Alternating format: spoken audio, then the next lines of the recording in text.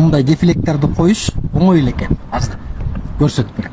Бул чырдакка көбү чыгарып коет экен, чырдактан булбойт. Эмне үчүн дегенде крышанын астын баары баягы конденсат болуп, муз болуп, ным болуп, потолоктун утеплениясы да иштебей калат. Пешке чыгарыш керек да.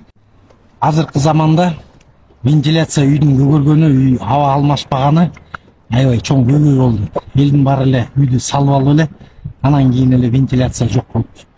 Муну кесип алгандан кийин крышаны кесип алганда эле атайын мондай темирден сыптырып, аяктан суу акпасын деп, мындай кылып туруп, буну азыр могу силикондоп туруп, үстүнө монтип отуруп коебуз. Мына монтип туруп, бүт силикон тетип туруп, муну деген үстүнө отуруп силиконго отурду. Эми азыр шуруптар менен, шуруповерттер менен булардын баарын зыңкыйтабыз. Комплегинде мындай каучук бар экен. Суу өткөзгүч. Мондайдан чаптайбыз да.